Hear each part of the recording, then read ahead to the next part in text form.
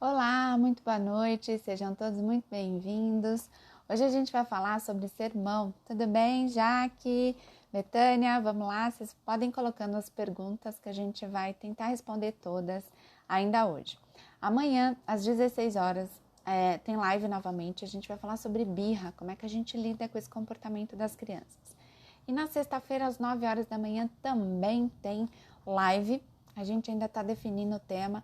E isso está vindo aí, está surgindo aleatoriamente de acordo com o que as mães e os pais estão trazendo na Escola de Mães e Pais. Tem um grupo no WhatsApp, se inscreva lá.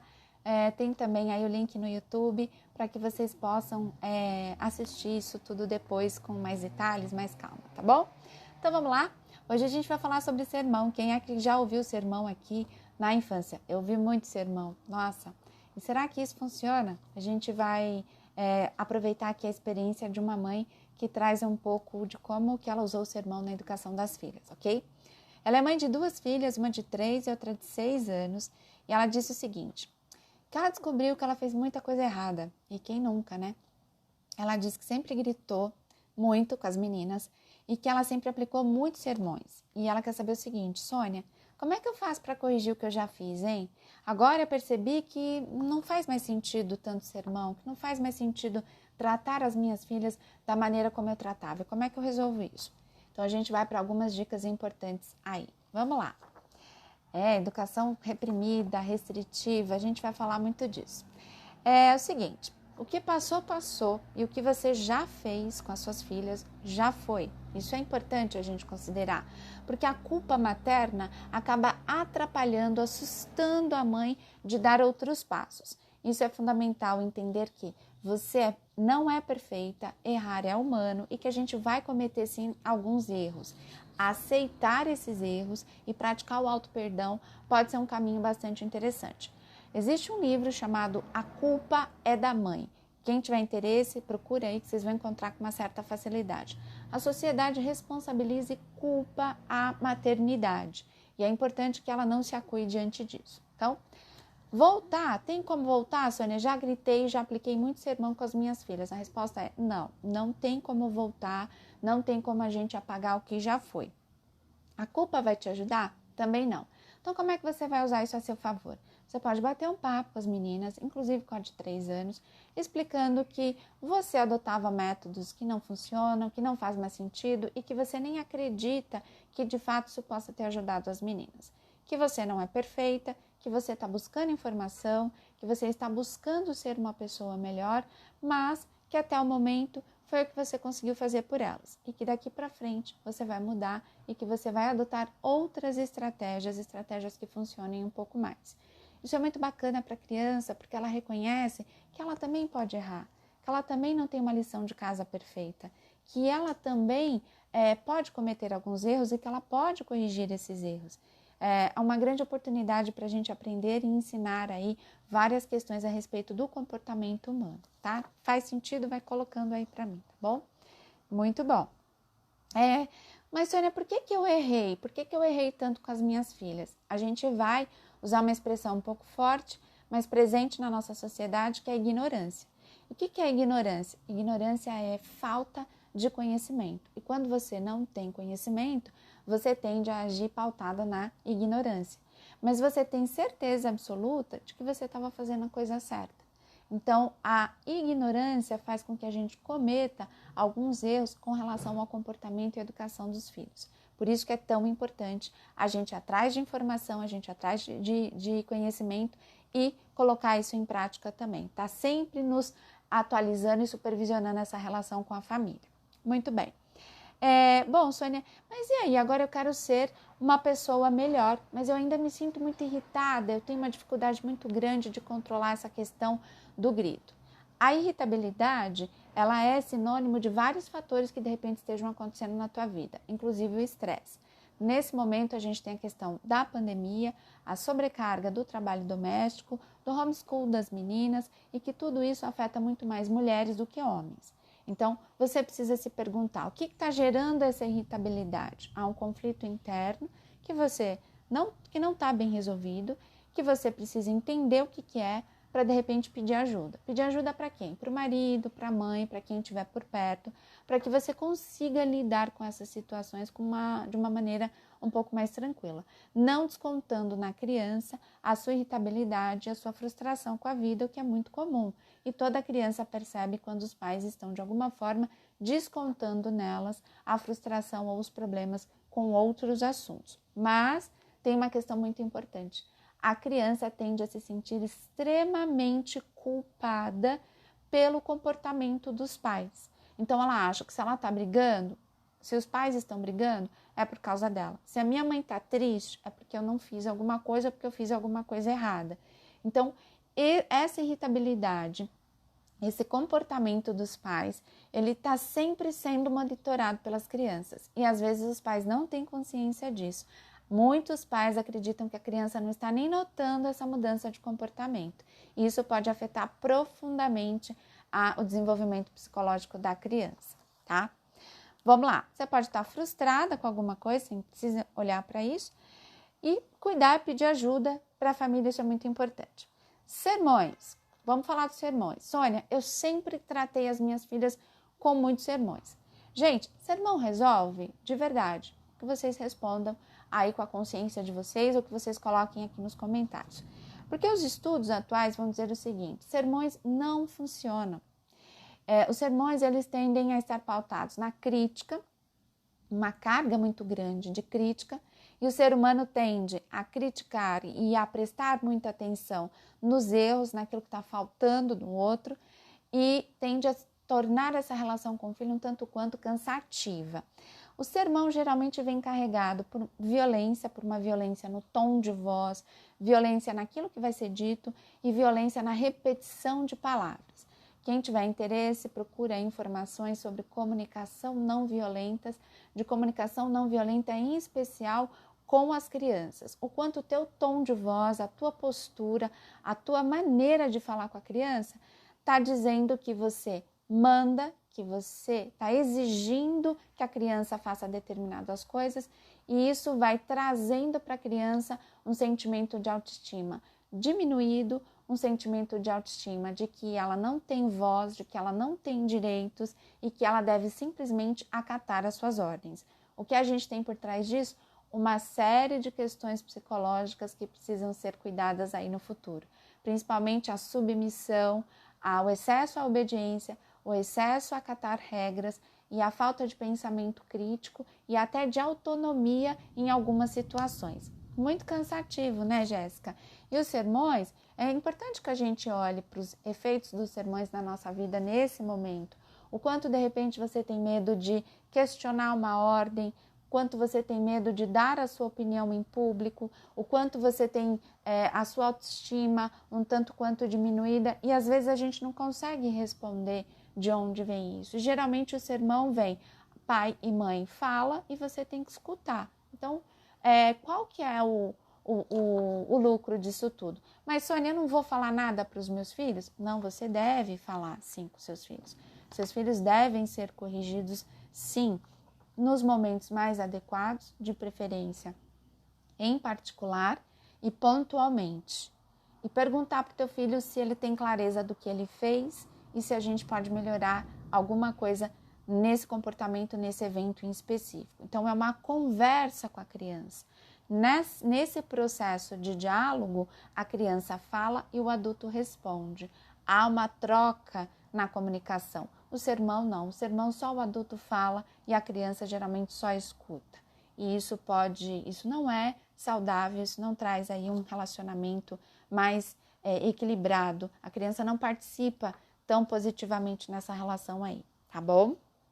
Bom, tem um livro para indicar para vocês, que é Como Fazer Amigos e Influenciar Pessoas, e ele fala muito do poder da crítica, do quanto a crítica nos afeta negativamente. Quem tiver curiosidade, acessa.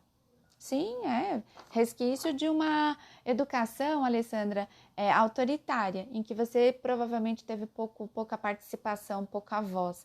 Então, quantas vezes a criança às vezes usa a expressão isso é injusto, você não me deixa falar, você não me ouve, e às vezes o adulto não ouve mesmo. E o quanto é importante que a criança seja ouvida e considerada nos processos de tomada de decisão. Isso, muitas vezes, os pais acreditam que a criança vai deixá-lo de respeitar os pais, de respeitá-los, se eles escutarem a criança, e pelo contrário, eles tendem a ser mais respeitados escutando a criança.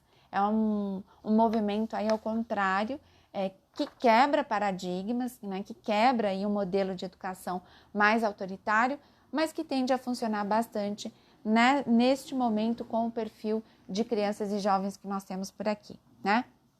Praticar o auto-perdão, mais uma vez, o que ela fez já foi, e continuar buscando informação para lidar com a educação das meninas da melhor maneira possível, tá? Então, agora a gente vai para a nossa segunda dúvida. Quem tiver dúvida vai trazendo aí, vai colocando depois no direct, e eu vou trazendo temas e questões para vocês à medida com que vocês forem participando. Então, vamos lá. Nós temos uma mãe, obrigada, Isabela, nós temos a mãe de uma criança, eu não sei qual a idade, ela não colocou aqui, mas a criança foi diagnosticada com TEA. O que é TEA? Transtorno de espectro autista, tá? E ela diz o seguinte, que ela tá com muito medo, que ela se sente muito culpada, que ela precisa de ajuda e que ela não tá conseguindo lidar com a situação. Então, vamos ajudar essa mãe? Vamos lá.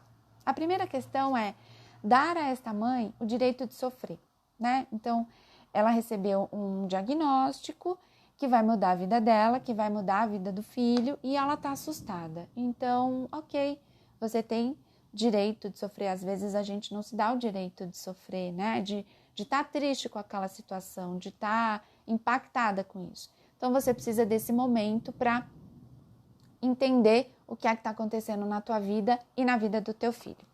Muito bem. Ela vai precisar de ajuda? A resposta é sim ou não? Sim, precisa de ajuda. Se tiver condição, ajuda psicológica. Se não tiver condição de ajuda psicológica, que ela procure principalmente grupos de mães que estejam passando, que estejam vivenciando a mesma experiência, a mesma situação que ela. Onde que você encontra esses grupos? Com facilidade, nas redes sociais, no Facebook, no Google, ou até mesmo em instituições, que ela já foi encaminhada para uma instituição que tenha grupos de acolhimento com mães que estejam passando pela mesma situação que ela. Sônia, mas por que eu devo procurar um grupo como rede de apoio? Porque um grupo que está passando pela mesma situação, pelo mesmo problema que você, ele vai te apoiar, ele vai te escutar, ele vai te acolher e ele pode te trazer também uma série de soluções que você ainda não pensou. Então, entre em contato com esses grupos para que você se sinta acolhido e para que você se sinta conectado. Ou seja, o que está acontecendo comigo pode acontecer com várias outras pessoas. E isso vai te trazer uma sensação de força, uma sensação de acolhimento, uma sensação importante para que você continue aí na sua caminhada. Tudo bem, Sabrina? Saudades? Que bom te ver aqui. Bom, vamos lá. Ela precisa procurar ajuda sobre TEA. Quem sabe aqui que é transtorno de espectro autista? Alguém sabe? Então, nem todo mundo sabe. Então, ela tem que pesquisar tudo sobre esse transtorno. E pesquisar também, tudo bem, linda? E pesquisar também como que qual é a faixa etária do filho dela. Uma criança com espectro autista, ela tem alguns comportamentos típicos. Para uma adolescente, caso esse diagnóstico tenha sido feito tardiamente, o que pode acontecer, ela precisa esperar outros tipos de comportamento. Ou seja, ela tem que estudar tudo a respeito desse transtorno, estudar a faixa etária que seu filho se encontra. E aqui fica um recado para toda mãe, para todo pai, que é estudar a faixa etária do teu filho, independente de transtorno, mas entender em que fase do desenvolvimento ele se encontra, pode te ajudar muito a pensar em estratégias e a pensar em como que você vai lidar com ele, tá bom? Então, estudar aí muito essa faixa etária. E em psicologia, a gente usa muito o termo ressignificar. Vocês sabem o que é ressignificar uma situação? Como é que a gente ressignifica uma situação? Então, na psicologia positiva, a gente usa o conceito pensamentos verdes e pensamentos vermelhos. Quem me conhece já conhece um pouco dessa teoria. O que são pensamentos verdes e o que são pensamentos vermelhos? É bastante possível que essa mãe esteja cheia de pensamentos vermelhos. E o que seriam? Eu vou ter muita dificuldade, o meu filho não vai ser aceito no mercado de trabalho, pode ser que ele sofra bullying na escola, pode ser que ele não consiga ter uma família. Ela está pensando em todas as dificuldades que o filho vai enfrentar e que ela também vai ter que enfrentar para poder acolher e para poder apoiar esse filho. Todos os pensamentos que são pensamentos negativos são classificados como pensamentos vermelhos. Só que você precisa considerar o seguinte: para onde os pensamentos vermelhos podem te levar? Quanto mais pensamentos vermelhos você tiver, mais negativo você vai se sentir. E mais negativa você vai se sentir, mais menos encorajada, menos empoderada, menos corajosa para enfrentar uma situação você tende a se tornar. Então, qual que é a regra? Para quem quiser fazer esse exercício, escreva quais são esses pensamentos vermelhos, quais são esses pensamentos negativos e tente ressignificar esses pensamentos negativos para pensamentos positivos. Vai dar tudo certo, ele vai conseguir se recolocar, a gente vai conseguir pensar em outras estratégias, alimentar esses pensamentos com uma boa pitada de otimismo para que essa mãe se encha de coragem. É fácil? Nem sempre, mas é necessário. Ela pode pedir ajuda? Pode e deve. Ressignificar significa tentar contar uma história sob uma outra versão, uma versão um pouco mais positiva. E se perguntar sempre, o que é que você tem para aprender com essa experiência que está acontecendo na tua vida? Muitas mães, muitas pessoas acabam escrevendo blogs, acabam criando páginas no Instagram, escrevendo livros, fundando instituições de pessoas que estejam vivendo experiências tão parecidas quanto a sua. Então, talvez seja uma oportunidade, de repente você possa compartilhar todos esses conhecimentos com outras mães. Ressignificar significa botar uma boa pitada de esperança, de otimismo em tudo isso, acreditando, se fortalecendo que as coisas vão encontrar aí um caminho, que o caminho vai ser positivo e que as coisas podem acontecer de uma maneira melhor, tanto para você quanto para o seu filho.